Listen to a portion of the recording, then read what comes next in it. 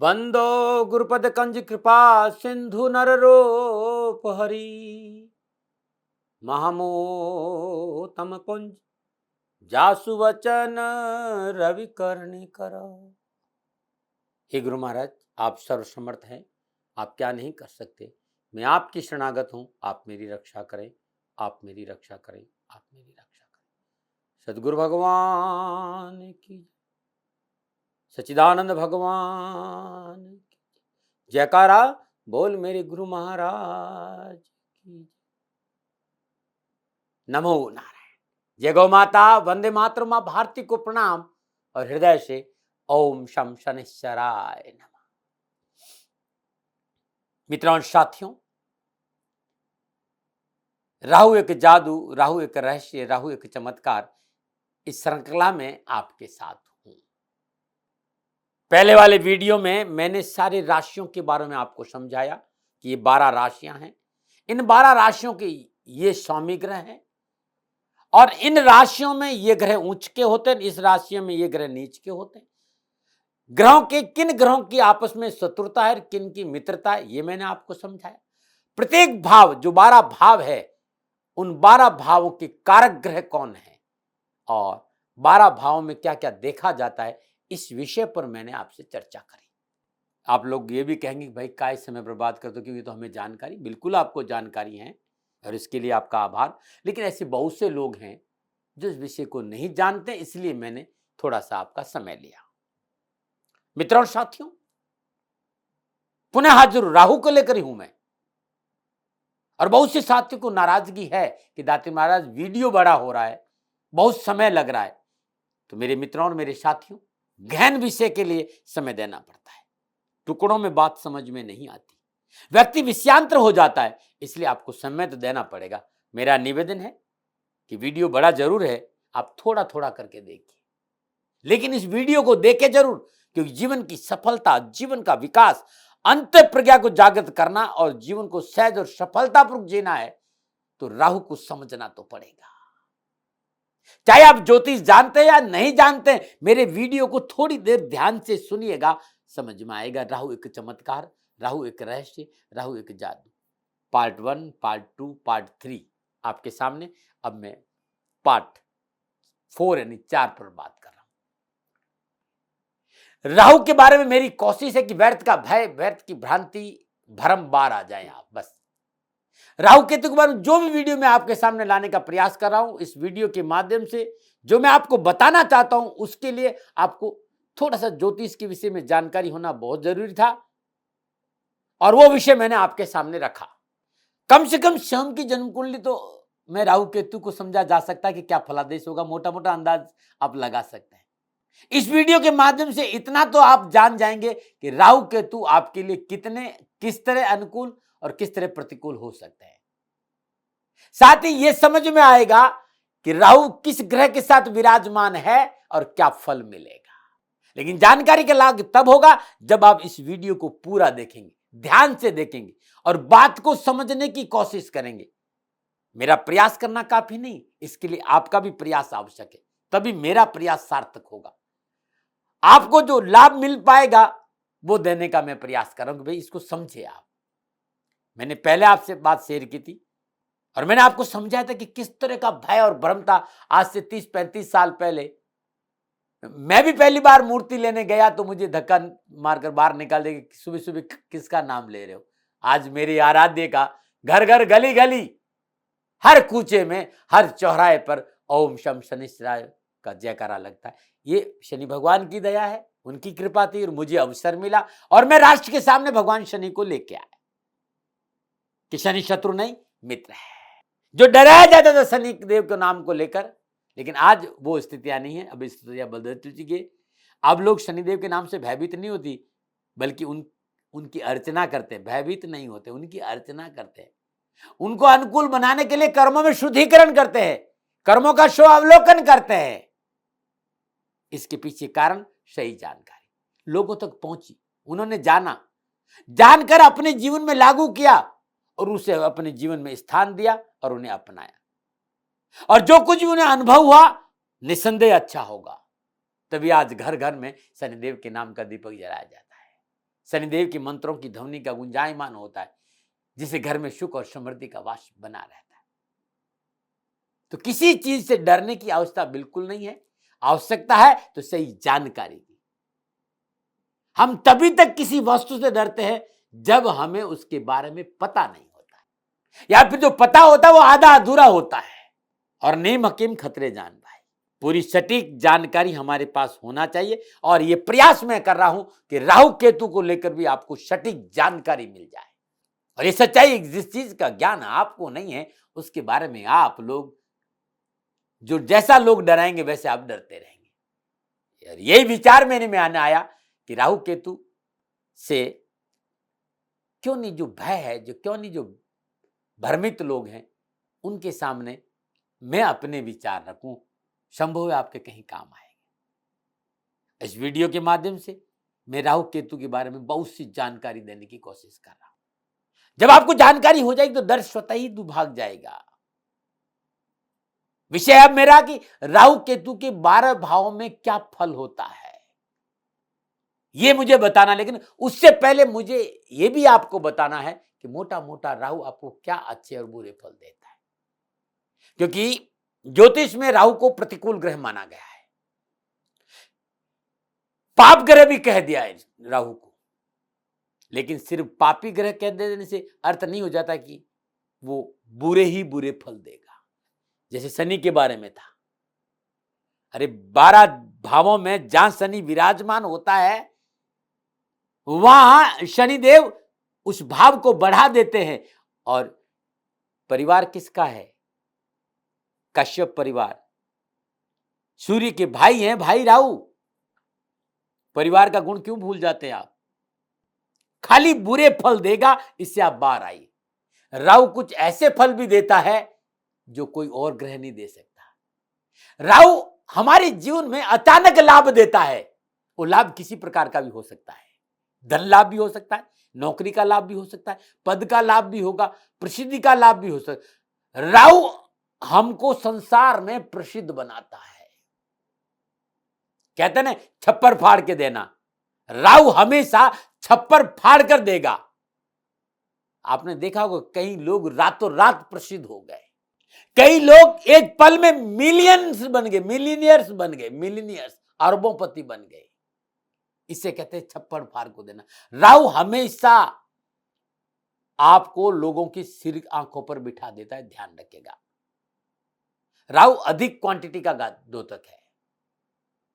जिस व्यक्ति की जन्म कुंडली में राहु शुभ घर है, शुभ राशि में बैठा, शुभ ग्रहों से दृष्ट है, शुभ प्रभाव में है, ऐसे व्यक्ति को संसार में प्रसिद्धि पाने में टाइम नहीं लगता। बस दशा और अंतरदशा का इंतजार होता है। बस थोड़ा सा जानिए।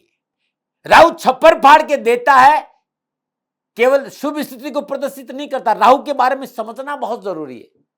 राहु आपको अर्श से फर्श में भी लेके आता है, क्योंकि राहु देवता भी है और दानव भी है। पिता देवता है और मां दानव है, दोनों गुण विराज।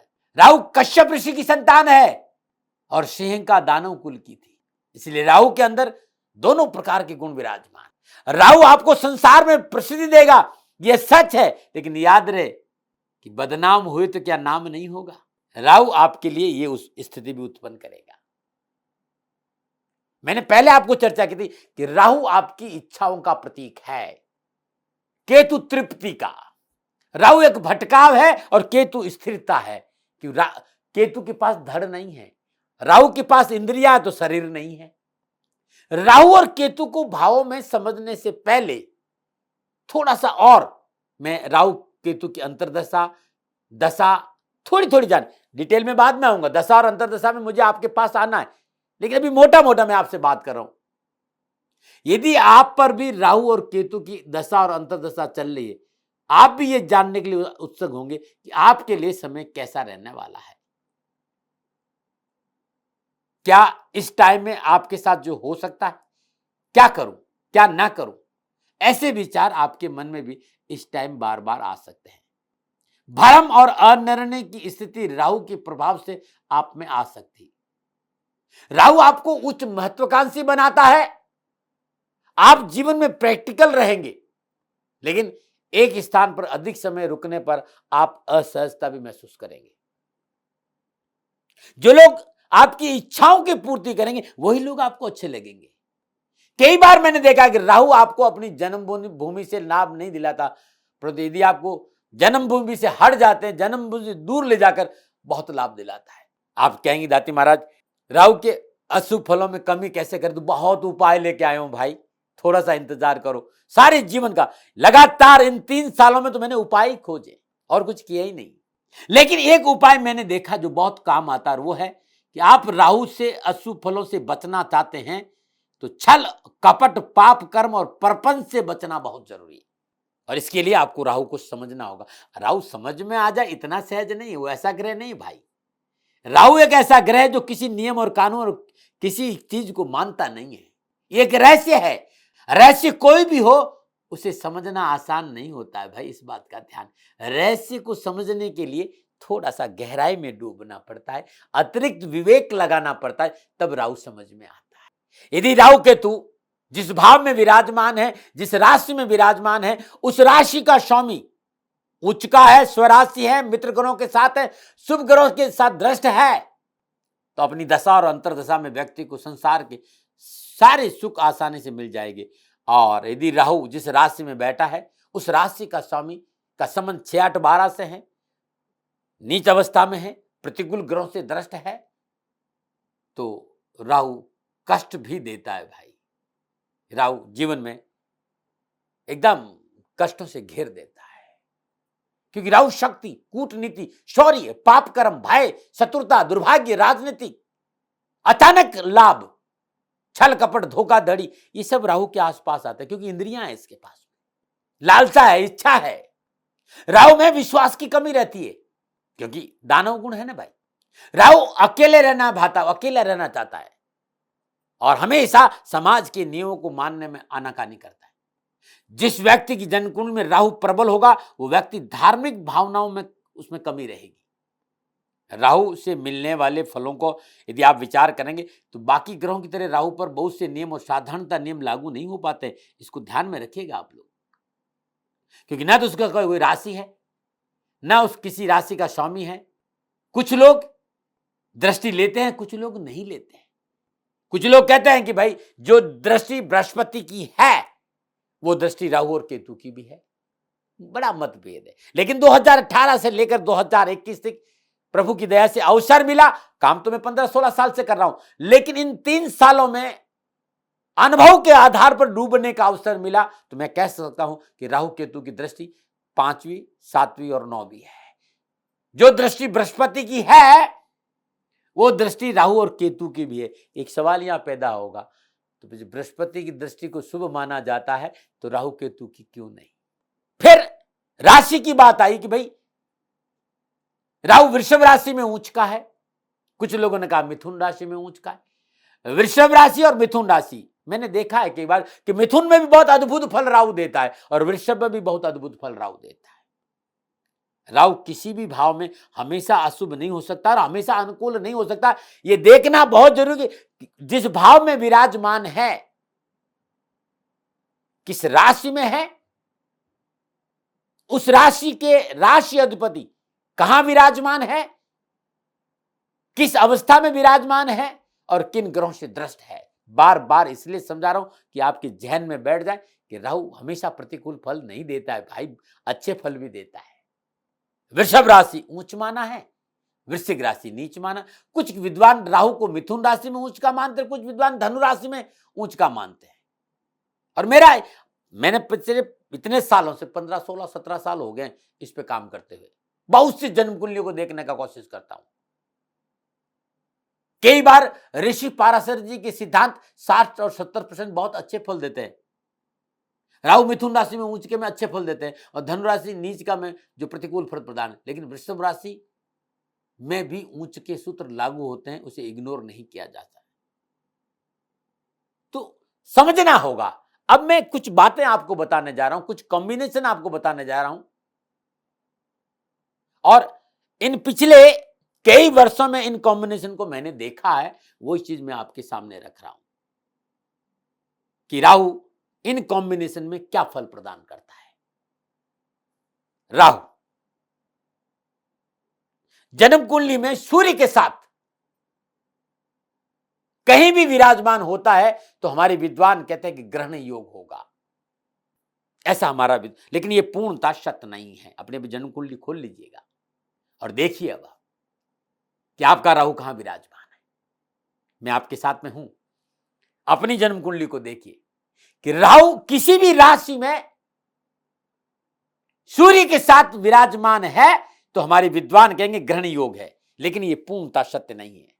यदि कुंडली में जिस राशि में, जिस भाव में राशि और जिस राशि में राहु विराजमान है वो राशि शुभ अवस्था में है, ध्यान रखिएगा, मैं हल्का सा समझाना चाहता हूं क्योंकि समझ में, सपोज कर लो कि राहु सूर्य की राशि में भी विराजमान है और सूर्य उच्च का है, राहु कर्क राशि में विराजमान है, चंद्रमा उच्च का है, बृहस्पति से दृष्ट है, राहु मेष राशि में विराजमान है और मंगल उच्च राशि में और शुभ भावों में केंद्र त्रिकोण से संबंध रखता है। ऐसी अवस्था में वो व्यक्ति शिखर पे पहुंचेगा। सूर्य और राहु का कॉम्बिनेशन ग्रहण योग नहीं, शिखर और राजनीति के शिखर पे भी ले जाता है राहु और सूर्य का कॉम्बिनेशन। राहु और सूर्य एक साथ है, व्यक्ति का अपना वर्चस्व रहता है, अपनी अथॉरिटी रहती, व्यक्ति को अपनी अथॉरिटी को चैलेंज करने की क्षमता रखता है राहु और सूर्य का यह संबंध। राहु और सूर्य एक साथ हो, किसी नई चीज की शुरुआत करने में व्यक्ति अग्रणी रहता है यदि शुभ ग्रहों से विराजमान है। सिस्टम को बदलने की क्षमता राहु और सूर्य का कॉम्बिनेशन करता, ध्यान रखिएगा। परंतु मैंने ये देखा है कि राहु और सूर्य एक साथ रहते हैं तो पिता और पुत्र के संबंध अच्छे नहीं रहते हैं। जातक नौकरी में है तो उच्च अधिकारियों से अनबन रहती, बार बार नौकरी बदलनी पड़ती और सरकार से समस्याओं का संकेत नजर आता है, चाहे वो किसी भी शुभ अवस्था में विराजमान हो। ये मैंने देखा है, ये मेरा अनुभव है भाई, पिछले इन 17-18 सालों में, और मैं 15-16 साल से और लगभग 3 साल से तो मैंने एकदम डूबा इसमें कि मैं इसको समझने की कोशिश करी और मैंने पाया कि ये फल मिलता है भाई। और एक बार मैंने ये भी देखी कि राष्ट्र की एक बहुत बड़े राजनीति की जन्म कुंडली आई थी मेरे पास, तो मैंने देखा कि ये इस राष्ट्र के बहुत बड़े राजनेता थे और बहुत बड़े व्यवसायी भी है। उनके दूसरे भाव में सूर्य और राहु और शुक्र थे, अकूत माया थी उनके पास। लेकिन एक समय ऐसा आया और उनके सामने इनकम टैक्स की समस्या आई, यहां तक उन्हें जेल भी जाना पड़ा। मैं कहना यह चाह रहा हूं कि सूर्य राहु अनुकूल अवस्था में नहीं है तो समस्या भी आती और हमेशा सरकार को लेकर कोई ना कोई उठापटक लगी रहती। वृश्चिक लग्न की कुंडली में 11वें भाव में सूर्य और राहु की युति पर मैंने बहुत काम किया। अद्भुत चाणक्य नीति होती है, विद्वान व्यक्ति होता है, फर्श से अर्श पर पहुंचता है, पूरे विश्व में उस व्यक्ति का अपना नाम होता है। ऐसे ही एक बहुत ही इस राष्ट्र के बहुत ही प्रबुद्ध विद्वान की जन्म कुंडली सामने आई, वृश्चिक लग्न था, 11वें भाव में सूर्य और राहु की युति थी। देख, आप खोल लीजिए अपनी जन्म कुंडली को भाई, देखिए ये हमारे राष्ट्र के बहुत बड़े व्यक्तित्व हैं, बहुत बड़ा नाम है। लग्नेश मंगल के भी शामिल होने से इस योग में राजनीति की शिखर पर विराजमान है, ऐसा व्यक्तित्व है। और यह व्यक्तित्व अपने राष्ट्र के लिए किसी भी हद पे जा सकता है। और इस जन्म कुंडली में यदि थोड़ा सा शनि की आराधना कर दी जाए तो जीवन में फिर किसी तरह की कोई कमी नहीं रहेगी। इसलिए राहु के बारे में समझिए, बहुत जरूरी है। अब मैं राहु और चंद्रमा की युति की बात करूं। जब भी राहु और चंद्रमा साथ बैठे हैं, हमारे विद्वान तुरंत कहते हैं भाई आपको मानसिक वेदनाओं से घिरा रहना पड़ेगा। हमेशा जिस भी विद्वान ने जन्म कुंडली में देखा चंद्रमा और राहु साथ में है, कहेंगे मानसिक वेदनाओं से घिरा रहना पड़ सकता है। देखिए आपका चंद्रमा कहां बैठा है, आप यूं कह सकते हैं मन में हमेशा ग्रहण लगा रहेगा, भय भ्रम भ्रांति हमेशा व्यक्ति को घेरे रहेगी, फियर ऑफ साइकोसिस, फोबिया, फॉल्स इल्यूजन्स से घिरा रहेगा व्यक्ति, यदि चंद्रमा अनुकूल नहीं है तो। लेकिन यदि चंद्रमा अनुकूल है, यानी चंद्रमा उच्च का है, स्वराशि में है, केंद्र त्रिकोण से संबंध रखता है और शुभ ग्रहों से दृष्टि है, तो ऐसा व्यक्ति आध्यात्म क्षेत्र में भी रुझान रखता है, साधना की ओर मन रखता है, गहरी साधनाओं में चला जाता है। शोध कार्य करता है, बहुत बड़ा वैज्ञानिक हो सकता है और कुंडली का अद्भुत जानकार होता है, भगवान शिव के सूत्रों का ज्ञाता होता है, भैरव तंत्र, शिव सूत्र, शिव साधना, शाक्त और शैव का अद्भुत कॉम्बिनेशन होता है।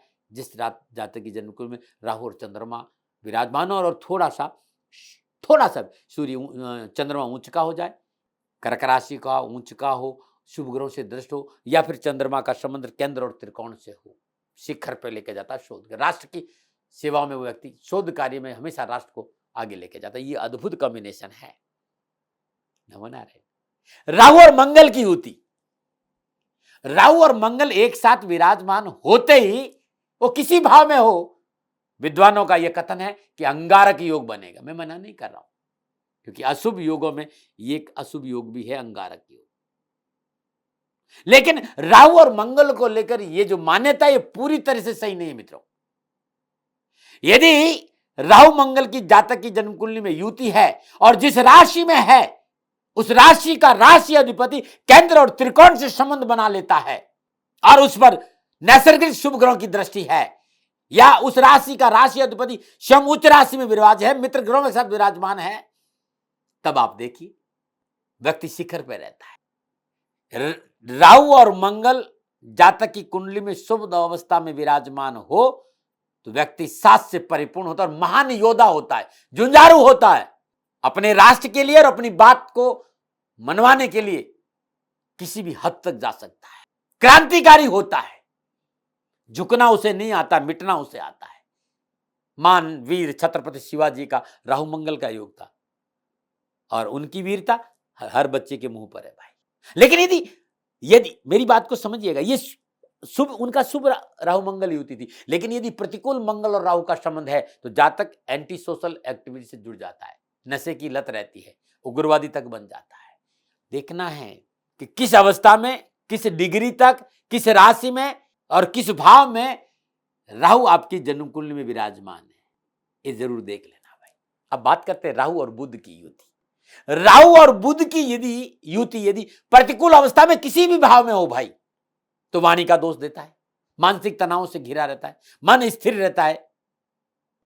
लेकिन यही राहु और बुध की युति शुभ अवस्था में, शुभ भावों में है, केंद्र त्रिकोण में है, 1 4 10 में है और जिस राशि में विराजमान है केंद्र का सौम्य होकर त्रिकोण में बैठा है, फिर देखिए चतुरता, फिर उसकी चतुराई देखिए वो व्यक्ति, अब मैं कह रहा हूं क्या नहीं बेच सकता है, मिट्टी को सोना करके बेच देगा, शेयर मार्केट का बादशाह होगा, कम्युनिटी का बादशाह होगा, सेल्समैन गिरी, चीज को कैसे बेचना और किस प्रकार बेचना है उससे अच्छा कोई नहीं जानता। स्टॉक मार्केट का बहुत अच्छा ब्रोकर हो सकता है, किसी भी वस्तु को बेचना उससे अच्छा कोई नहीं जान सकता मेरे मित्रों, ये ध्यान रखिएगा। मार्केटिंग का कीड़ा होगा और फिर राजनीति में जबरदस्त वक्ता होगा, अद्भुत वक्ता होगा, प्रवक्ता होगा, जबरदस्त, यदि शुभ का विराजमान है तो जबरदस्त कथावाचक भी होगा, शब्दों का अद्भुत डिक्शनरी उसके पास होगी यदि राहु बुध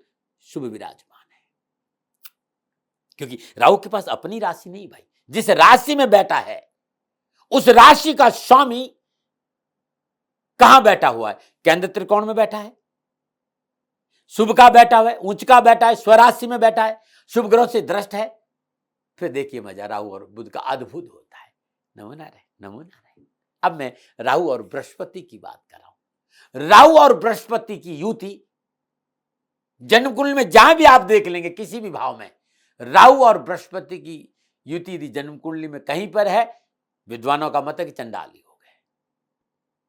ऐसा नहीं कि नहीं है, यदि वास्तव में प्रतिकूल विराजमान है, प्रतिकूल भावों में है, प्रतिकूल राशि में है, प्रतिकूल ग्रहों से दृष्ट है तो चंडाल योग है। लेकिन ये अर्ध सत्य है, पूर्ण सत्य नहीं। अश्वत्थामा हंतो हाथी मरा है, नरो ना कुंजरा, समझने की कोशिश करिए भाई, यहां इस बात को समझ, हाँ आधा सत्य है। यदि राहु और बृहस्पति की युति किसी भाव में है, लेकिन जिस राशि में राहु विराजमान है उस राशि का राशि अधिपति शुभ भावों में विराजमान है, केंद्र त्रिकोण से संबंध रखता है और नैसर्गिक शुभ ग्रहों से दृष्ट है, स्वराशि में और उच्च का है, तो इस युति में भी व्यक्ति अथॉरिटी और प्रोटोकॉल को चैलेंज करने का क्षमता रखता है।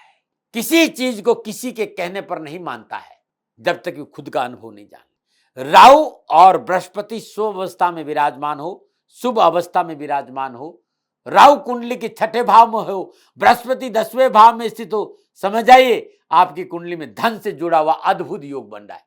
अष्टलक्ष्मी योग के बराबर ये योग होता है। यदि राहु कुंडली के छठे भाव में हो और बृहस्पति 10वें भाव में हो, समझ जाइएगा कि धन रोक ही नहीं सकता आपके पास आने में। धन आएगा, कहीं ना कहीं से जरूर धन आएगा। ये अष्टलक्ष्मी महायोग है, उसके बराबर फल प्रदान करता है। छठे और 11वें भाव में राहु की स्थिति हो और शुभ ग्रहों के प्रभाव में हो तो परिभाषा नाम से जाना जाता है। मतलब ये व्यक्ति आर्थिक उन्नति के शिखर पर बैठता है। ये मत कहे कि धन कैसे आया है, वो मैं बाद में समझाऊंगी कि शुभ कार्यों से आया या अशुभ कार्यों से आया, ये अलग बात है। लेकिन वो आर्थिक उन्नति के शिखर पर व्यक्ति विराजमान होता है। तीसरे भाव में विराजमान राहु की दृष्टि सप्तम, नवम और एकादश भाव पर रहती है। भाई मैंने कहा नहीं, पंचम, सप्तम और नवम, इस 3 दृष्टियां हैं। तीसरे भाव में विराजमान राहु की दृष्टि सप्तम, नवम और एकादश भाव पर रहती। यदि राहु छठे भाव में हो तो छठे, 10वें और दूसरे भाव को जोड़े रहता है। भाई ये ध्यान रख लीजिएगा, अद्भुत कॉम्बिनेशन है शुभ अवस्था में। नमो नारायण। अब बात करते हैं राहु की और शुक्र की युति। राहु के साथ शुक्र शुभ अवस्था में विराजमान है, व्यक्ति यशस्वी बनता है, विलासिता का सुख भोगता है, सुख और समृद्धि में वृद्धि करता है। लेकिन यदि राहु और शुक्र प्रतिकूल अवस्था में विराजमान है तो व्यक्ति के चरित्र को लेकर हमेशा सवाल उठते हैं। कई बार शादी में उठा पटक रहती है, इस पर भी विचार करना चाहिए। मैं फिर कहूंगा कि राहु कहां बैठा हुआ है, किस राशि में बैठा हुआ है और उस राशि का स्वामी किस भाव में विराजमान है और उसका संबंध कहां से है और कौन सी ग्रह से दृष्ट है, यह देखना बहुत जरूरी है। अब मैं राहु और शनि की बात कर रहा हूं। गुरु महाराज जी ने जब मुझे पढ़ाया तब ये कहा था कि राहु भले ही पद में बड़ा है, मतलब कि क्योंकि कश्यप ऋषि की संतान है और शनि पौत्र है, लेकिन राहु शनि को अपना गुरु मानता है। यदि जन्म कुंडली में कहीं राहु थंबता है या मजबूर होता है तो शनिदेव के आगे होते हैं, ये ध्यान रखिएगा। लेकिन कहते हैं ना कि भाई जब भी राहु और शनि की जन्म कुंडली में युति हो जाए तो कहते हैं शापित योग है। लेकिन मैं आपसे कहना चाहता हूं कि जिस राहु और शनि यदि शुभ राशि में विराजमान हो, शुभ ग्रह से दृष्ट हो, शुभ भावों में विराजमान हो, केंद्र त्रिकोण से संबंध हो, शुभ ग्रह से दृष्ट हो, तो ये नागमणि योग भी बनता है और ये अद्भुत योग है। अद्भुत साधक होता है व्यक्ति, कुंडली का अद्भुत ज्ञान होता है इस व्यक्ति को, अद्भुत ज्ञान होता है। ये अद्भुत रहस्य है जिन्हें आपको समझना बहुत जरूरी। मैं 9 के 9 ग्रहों के संबंध बता चुका हूं। मेरे कहने का केवल इतना ही मतलब है कि राहु के साथ किसी ग्रह को देखकर कोई रिजल्ट नहीं निकालना। राहु किस भाव में है, किस राशि में विराजमान, उस राशि का स्वामी कहां बैठा है, किन ग्रहों से दृष्ट है, इस बात पर विचार करना बहुत जरूरी है। क्योंकि राहु जिस राशि में बैठा हो, राहु जिस भाव में बैठा हो, उस राशि का स्वामी का संबंध यदि केंद्र त्रिकोण से है, नैसर्गिक शुभ ग्रहों से दृष्ट है, तो राहु अद्भुत और अलौकिक फल देता है। इसलिए इस भय और भ्रम से बाहर आइए और राहु को जीवन में उतर जाने दीजिए। राहु कश्यप वंशज है भाई, उसमें देवगुण भी है। करके देखिए साधना, जीवन की दशा और दृष्टि बदल जाएगी। अब कैसे उपाय करें, क्या साधना करें, मैं अगले वीडियो में लेके आऊंगा। लेकिन मेरा निवेदन कि मेरे अनुभव है, मैं आप पर कोई दबाव नहीं डाल रहा हूं, मैं तो अपनी बात रख रहा हूं कि राहु को समझिए। राहु कश्यप ऋषि की संतान है, दैवीय गुणों का लाभ उठाइए और जीवन में आगे बढ़िए। कोई भूल हो गई हो तो दोनों हाथ जोड़कर क्षमा मांगता हूं। और मेरा आपसे निवेदन है भाई कि आपके विचार गुरु मंत्र दाती महाराज के कमेंट में आने चाहिए। जो राशिफल का प्रोग्राम है उसमें आप कमेंट, क्योंकि मैं वो राशिफल के सारे कमेंट मैं देखता हूं और उन कमेंटों के आधार पर जो मैसेज आप करते हैं, उन मैसेज के आधार पर नया वीडियो लेकर आपके सामने आता हूं। भूल के लिए क्षमा प्रार्थी। आपके विचारों का हृदय से स्वागत है। नमो नारायण।